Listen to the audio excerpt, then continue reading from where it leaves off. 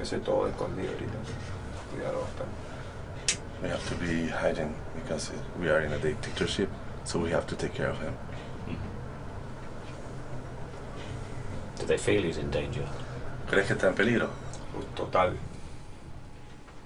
Total.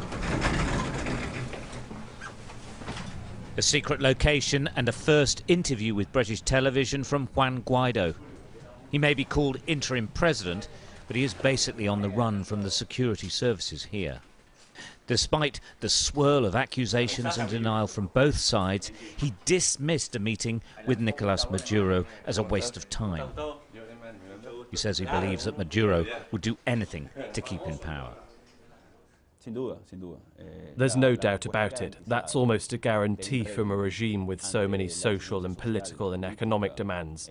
When they don't have ways to solve these problems, they use violence. They've killed 40 young people, and that hurts a lot. 700 people detained. But that will not stop the social and political pressure, and we can enforce the majority we have as a parliament and as the president in charge of Venezuela. The opposition is organising more protests against Maduro. They usually turn violent. We witnessed it on the streets of Caracas. Guaido says the violence will only come from the government side, but he expects it. The protests that have taken place often end violently. More are due. Do you expect them to be violent as well? The world has seen this, that we are doing this peacefully. Why are they doing this? Because they want to instill fear in the people. But what we have here in Venezuela is hope, and despite those risks, we are going to keep ourselves on the streets. He sent out a clear message that changes will happen, but that the international community will be vital to make those changes. Before then, it's all about pressure. In the short term, we have to keep the people on the streets. We'll keep the demonstrations going. We will continue to get support from the world, not only Europe. For example, the ultimatum given to Maduro.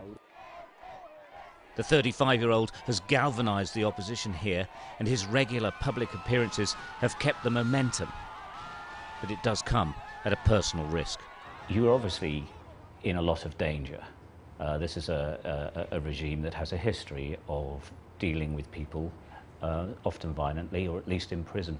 How do you feel about that, and do you fear for your family as well? There have been threats on my life, and they're not recent. My generation in Venezuela grew up in dictatorship, and we've had to deal with losing friends to protest, see them imprisoned or see them being tortured. That's the reality. What we fear is this carries on. Guaido's external support is certainly growing, but it's the internal support and the support of the military that he really needs. And that is yet to translate into actuality. Stuart Ramsay, Sky News, Caracas.